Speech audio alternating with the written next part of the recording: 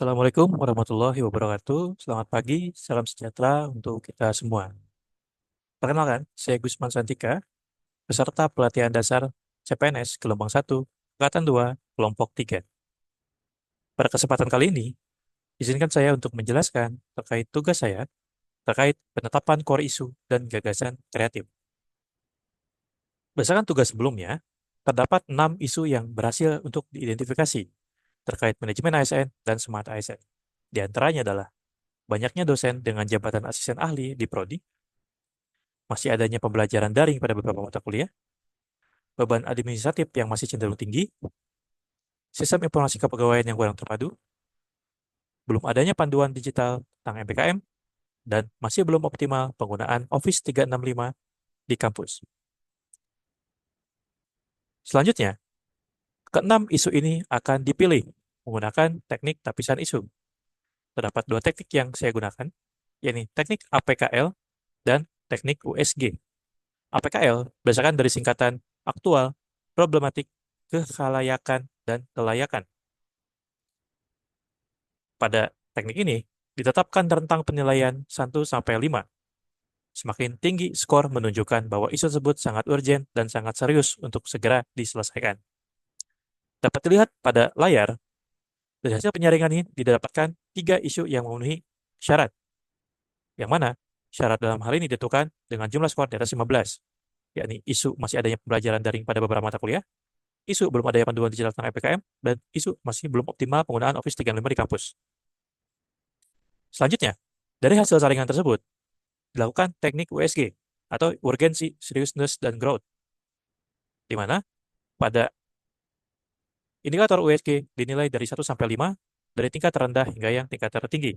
Dan nilai yang mendapatkan jumlah tertinggi merupakan isu yang harus segera diselesaikan sesuai dengan kemampuan kita dan tupoksi kita sebagai dosen di instansi tersebut.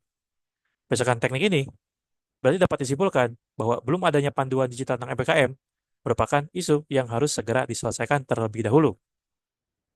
Kemudian, kita menggunakan teknik analisis isu, yaitu untuk mencari tahu penyebab isu menggunakan diagram fishbone. Dapat 4 poin, yakni surrounding, supplier, system, dan skill. Surrounding, lingkungan. Dari isu ini, lingkungan eksternal seperti industri dan masyarakat belum sepenuhnya siap. Kemudian, supplier, yaitu instansi, prodi, belum memiliki pedoman rinci, pelaksanaan asistensi, akademik, dan kewirausahaan, khususnya.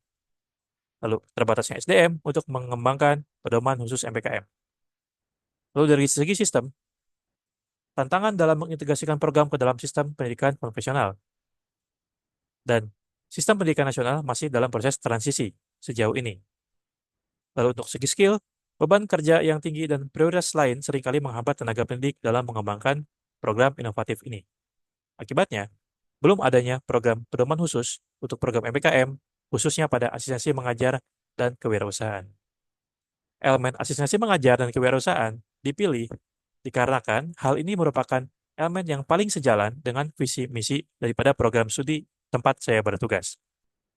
Dapat dilihat pada website yang terkait buku panduan, tidak ada buku panduan terkait program MPKM, khususnya asistensi akademik dan kewirausahaan yang bahkan merupakan elemen yang paling sejalan dengan profil lulusan prodi. Dampak daripada isu ini, setidaknya terdapat beberapa dampak yang akan timbul jika tidak adanya pedoman khusus untuk program MPKM ini. Yang pertama, kurangnya kejelasan dalam pelaksanaan. Yang kedua, penurunan kualitas pembelajaran. Tiga, program kegiatan yang tidak optimal. Lalu, minimnya dukungan dari pihak luar dan motivasi mahasiswa dapat menurun.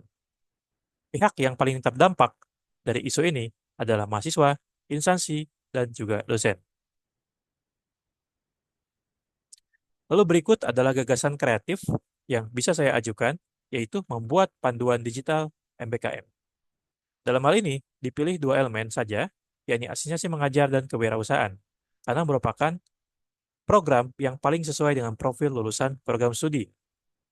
Nah, dalam membuat panduan digital, sebisa mungkin dibuat dalam bahasa yang dan ilustrasi yang mudah dipahami, dibuat dalam bentuk e-book, agar dapat mudah untuk dibawa kemana-mana oleh mahasiswa maupun dosen, dan terintegrasi dengan website Prodi, agar mudah diakses oleh semua orang.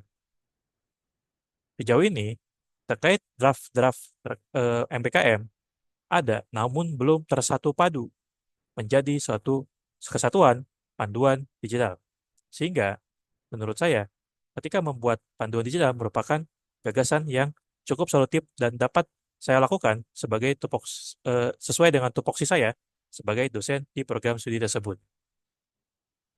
Sekian, terima kasih. Assalamualaikum warahmatullahi wabarakatuh. Selamat pagi, salam sejahtera untuk kita semua.